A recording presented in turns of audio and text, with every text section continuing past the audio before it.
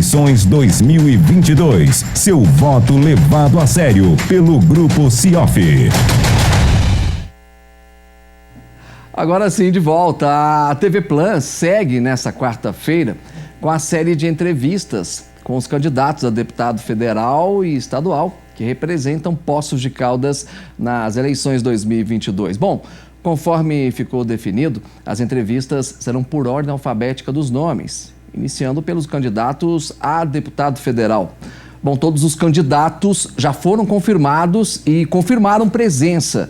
As perguntas são iguais para todos, assim como o tempo de participação.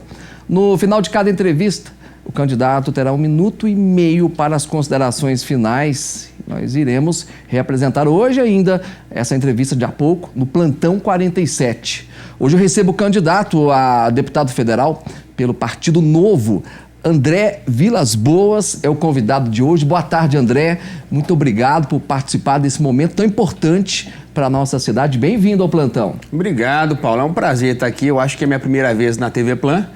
E vendo que é por ordem alfabética, eu suponho que eu seja o primeiro, então é uma honra estar abrindo essa série de debates aqui com Na verdade, você não está abrindo, já tivemos um candidato aqui na segunda-feira. Tem mais um, né? Para entrar? Tem mais um candidato, né? Ele já Okay. participou com a gente na última segunda-feira. E você é o segundo da lista. Maravilha, maravilha. Mas é bem-vindo da mesma forma. E eu já vou começar com as perguntas. Vamos lá. Candidato, desde quando você iniciou a sua trajetória na política, e eu já até emendo, né? Qual que é a sua vivência na vida pública até hoje? Na vida política, eu posso dizer que bastidores já faz um bom tempo, Paulo.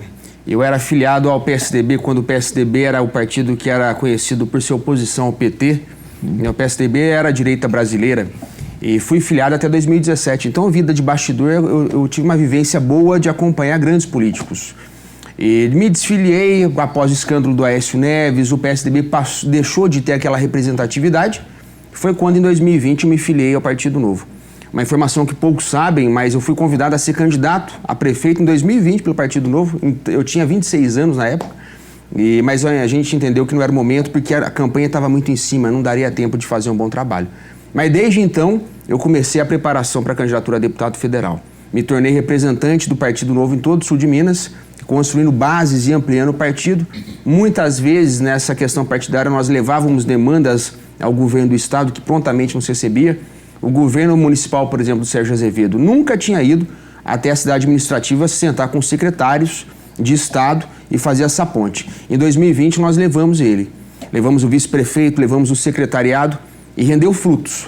Todas as empresas que vieram para Poços de Caldas estão vindo, a exemplo da Docol, são frutos daquela reunião que surgiu em janeiro de 2020 e 2021.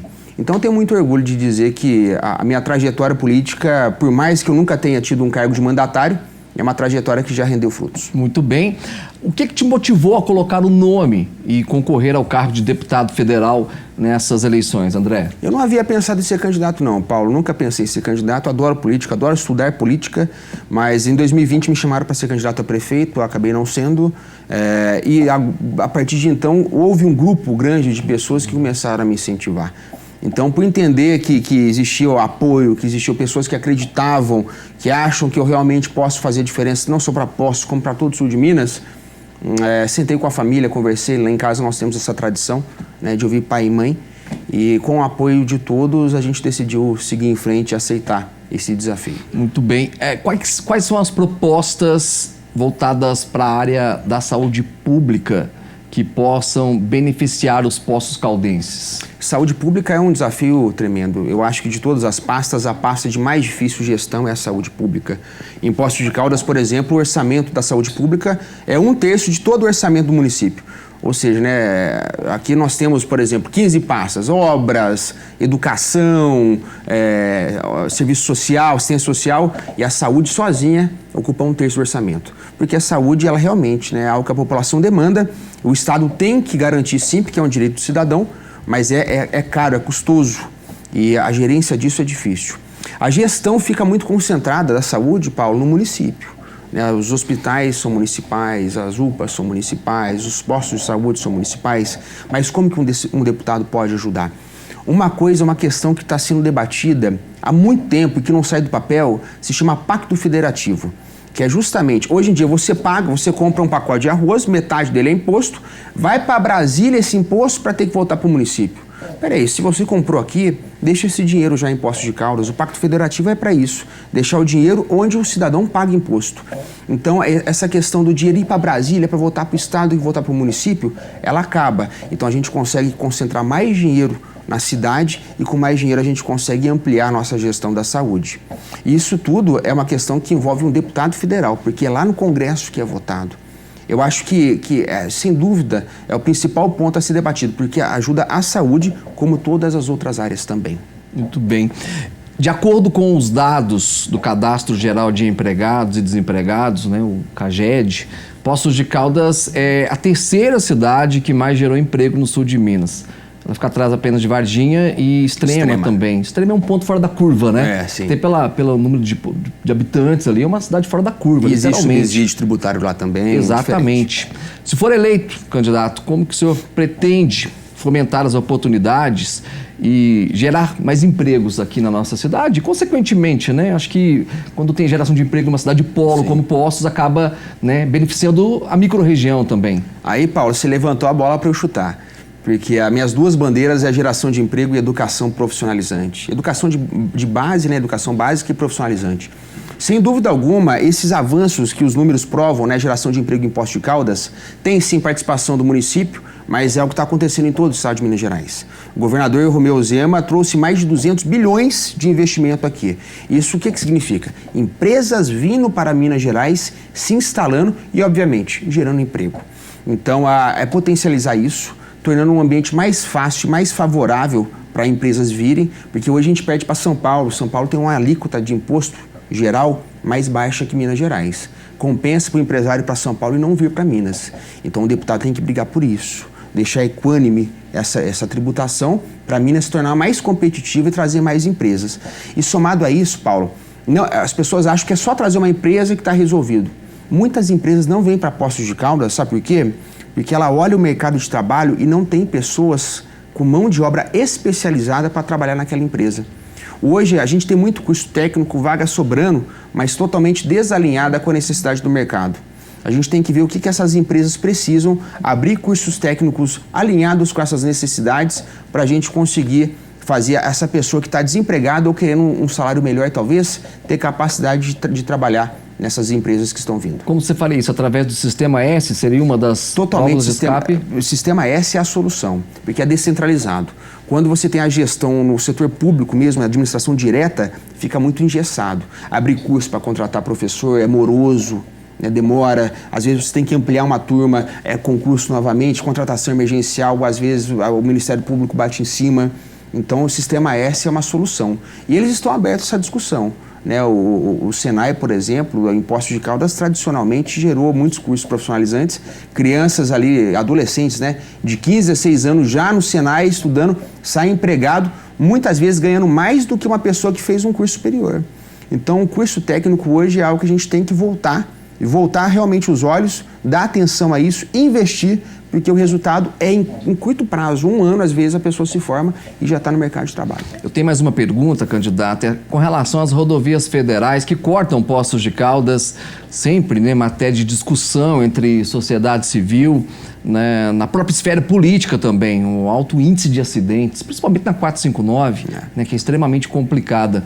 Né, que o senhor pretende propor para que esse problema seja amenizado? Eu digo amenizar literalmente, porque acho que resolver tudo de uma vez é praticamente impossível, né? O gargalo que nós temos em Minas Gerais é rodovia. Aqui a nossa malha rodoviária, tanto federal como estadual, é muito grande. E um dado, 1 quilômetro de asfalto, para você refazer o asfalto, hoje custa de R$1.200.000 a R$1,5 milhão o quilômetro. Então, porque a rodovia é diferente de quilômetro urbano, né? Tem caminhão passando, carretas. É um outro material, então, né? É muito caro. E daí? É muito caro, mas o cidadão está com esse problema. Como que você soluciona isso? Paulo, não tem solução a não ser a gente começar a ampliar o leque de concessões de rodovias.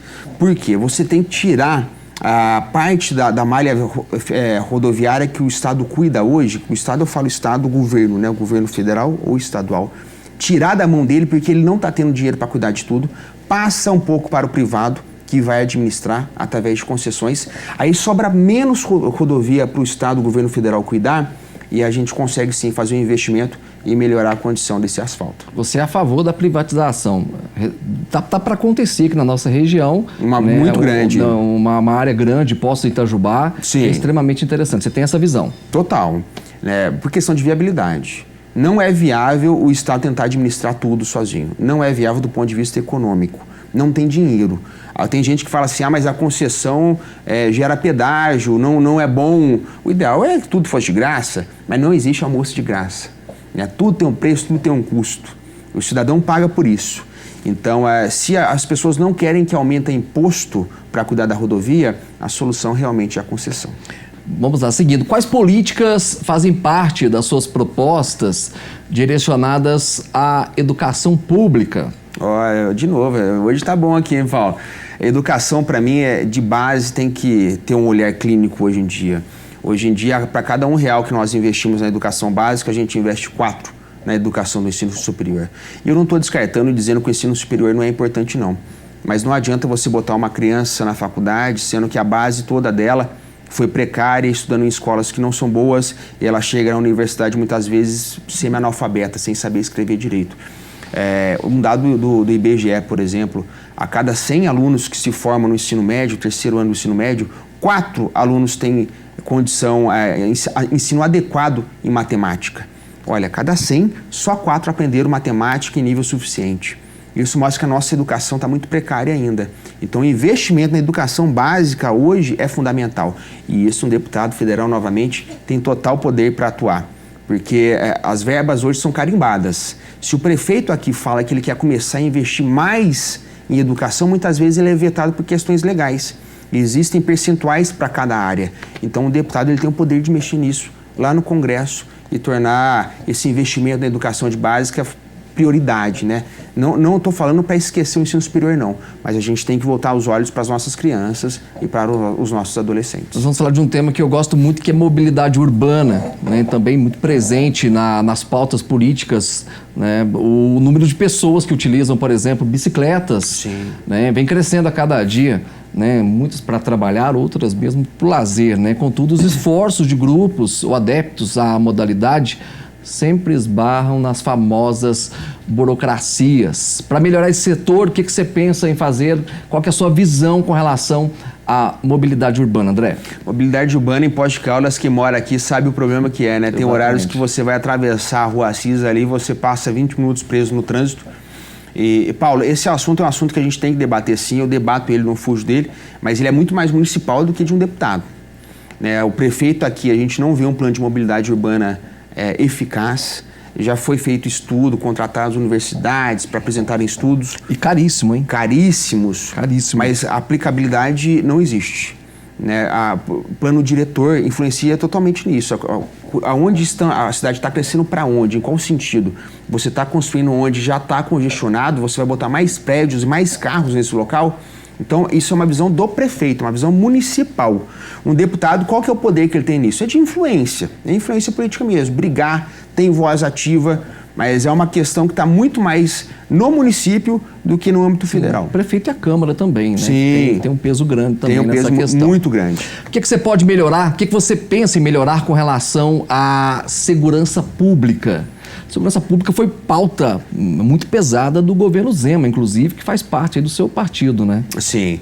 A segurança pública hoje é um assunto que eu gosto muito de debater, porque eu sou advogado, né? Então conheço direito penal, conheço direito processual penal, e eu digo com muita tranquilidade que, infelizmente, no Brasil compensa ser criminoso. O crime no Brasil compensa, porque você olha, a chance de impunidade, se você conhecer a lei, é muito grande. É muito fácil para um advogado protelar processo, enrolar anos e anos e anos até a prescrição. A gente está vendo hoje um bandido, um ex-presidiário, concorrendo à presidência da República. Isso é coisa do Brasil, isso é absurdo, a gente não pode conceber isso. Então, enrijecer a legislação penal, tornar ela mais célere e realmente que as pessoas entendam que se cometer um crime ela vai parar na cadeia, isso é uma pauta que já deveria ter passado, Paulo, a gente já deveria ter tratado isso com seriedade, mas não tratamos. E para variar, não só a lei, como o Supremo Tribunal Federal, né, o STF, ele o tempo todo joga contra a população. A população espera que a justiça seja mais dura, espera que as pessoas sejam punidas, e você vê ministros do STF o tempo todo soltando na canetada traficante que muda de país, some. Então, realmente, a política federal no âmbito penal são grandes desafios. E é por isso que eu estou me candidatando, Paulo. Eu estou me candidatando porque eu realmente acredito que dá para fazer diferente. Eu acredito que a mudança no Brasil, eu não vou desistir desse país, eu quero criar meus filhos aqui, minha família mora aqui, mas a gente tem uma luta grande pela frente. André, falar sobre cultura também, né? Quais os projetos ideais e propostas, né, para esse segmento?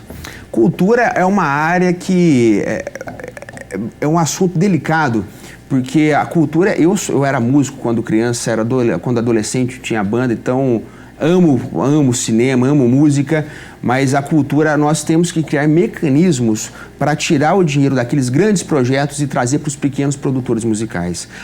Já houve alterações, sim, na legislação, mas a gente vê que tem pessoas prodígias com grandes talentos aqui embaixo, mas que não recebe nenhuma verba. Enquanto o show da Daniela Mercury em São Paulo, ela consegue um financiamento aí de 6 dígitos. Então é realmente tirar o investimento público desses grandes projetos e trazer para a base, onde está realmente o pequeno produtor musical, o pequeno produtor de cinema. A ideia seria vetar grandes projetos. Não vetar grandes projetos, não, mas priorizar pequenas pessoas. Porque os grandes projetos, muitas vezes a pessoa já tem nome e capacidade de captar recursos.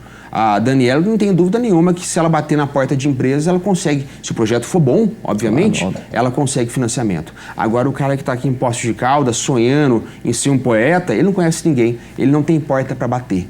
Então o Estado tem que virar os olhos a ele e não para a grande música que está ali em cima. Qual que é a sua visão das empresas que fomentam parte dos recursos, né, dos impostos voltados para projetos artísticos ou para outros projetos do dia a dia? É lindo isso, porque você tira o dinheiro que iria para o governo, que possivelmente seria mal usado, porque o governo tem o dom, né, de usar dinheiro errado, as alavancas das corrupções que existem dentro do Estado, você tira isso e já manda direto para a mão do produtor. Você não passa no meio do meio político. Quanto mais você tirar dinheiro do meio político e já deixar na mão do povo direto, muito melhor, Paulo. Então essa é uma proposta que já existe no Brasil, mas a gente tem que estimular cada vez mais, porque muitas vezes o empresário ele doa R$100, por exemplo, e consegue abater só 80 do imposto dele.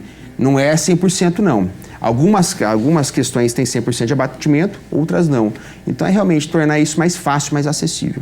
Você falou muito da questão, né, da empregabilidade aqui em Poços de Caldas. Sim. É notório que o Distrito Industrial aqui tem avançado muito. Avançou muito. Né? Essas conversas, elas têm um peso muito grande para a vinda de novas empresas também. Mas tem que se pensar também na qualidade das empresas que vão se instalar na cidade. Sem dúvida. Haja vista, existe poluição e outros fatores também que podem determinar até na qualidade de vida do Poços Caldense. Qual que é a sua visão com relação a isso? Paulo, as empresas que estão vindo para Poços, em regra, são empresas muito boas. Por quê? Quando o município está cedendo um terreno, e tem que existir uma contrapartida para a sociedade. E qual que é a contrapartida? É geração de emprego, é gerar tributos para a cidade. A gente vê alguns municípios que querem atrair empresas, dão um terreno e dão isenção de tributo de ISS por 15 anos. Daí não faz sentido nenhum. Faz sentido nenhum, porque você está atraindo uma empresa que não vai render quase nada para o município. E a famosa contrapartida, candidato, das empresas? É importantíssimo. Não existe almoço de graça, né? Não tem café de graça. Então, mas isso acontece em Poços, né? O empresário ele pega um terreno e tem que dar uma contrapartida para o município. Agora, muito está sendo em dinheiro mesmo, né? Depósito em dinheiro para algum fundo público. E tem que existir, Paulo, tem que existir sim, porque nós defendemos o avanço econômico, mas o empresário também tem que dar contrapartida para a sociedade. Muito bem. Eu vou deixar aqui agora, né, nesse espaço. Você tem 1 minuto e 30. Para onde? Você pode direcionar para essa câmera aqui. Vai falar direto agora com o nosso telespectador. Né? A partir do momento... Tá certo, Diego? Vamos lá. Então, a partir de agora, candidato, você tem 1 minuto e 30 para as considerações finais. Fique à vontade. Você que está assistindo a gente em casa, meu nome é André Vilas Boas, eu tenho 28 anos, eu nunca fui político e é a minha primeira eleição. Com o apoio do governador Romeu Zema, eu realmente acredito que nós podemos fazer diferente, que nós podemos gerar emprego, que você, mãe, que tem que sair para trabalhar, você vai ter onde deixar o seu filho.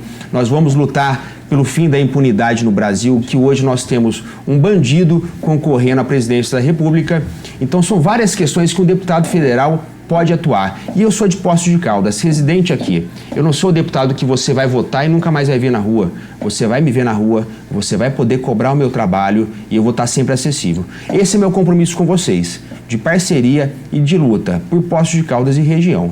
Eu não sei quanto tempo falta. Pode continuar. Ou tem tempo demais? Fica à vontade que eu vou te avisar aqui. Tá certo, é que o tempo ali, né? Fica tranquilo. Então, se você quiser conhecer as nossas redes sociais, meu nome é André Vilas Boas, a rede social é André Vilas Boas 30. Lá nós postamos todos os nossos posicionamentos, tudo aquilo que a gente é a favor, tudo aquilo que a gente é contra também. Então, pelo tempo ser curto, eu recomendo e peço. Entra lá, segue a gente, porque a gente tem muito conteúdo para debater. A campanha é um período muito curto, só 45 dias, já se passaram 9. Então, não tem tempo da gente ficar percorrendo todos os lugares e a rede social é uma grande ajuda para a gente. Então, entre lá, acompanha nós, porque eu tenho certeza que você vendo o nosso trabalho, a nossa opção vai ser André Vilas Boas 3012 para deputado federal. Muito bem, tempo esgotado. Candidato André, eu agradeço pela presença, desejo também, assim como primeiro candidato, sucesso à sua campanha. Até a próxima. Muito obrigado, Paulo. Até a próxima. Eu volto às 7 da noite, só lembrando que às 7 da noite, na edição do Plantão 47, nós vamos reexibir essa entrevista, parte dessa entrevista com o candidato a deputado federal André Vilas Boas. Até lá.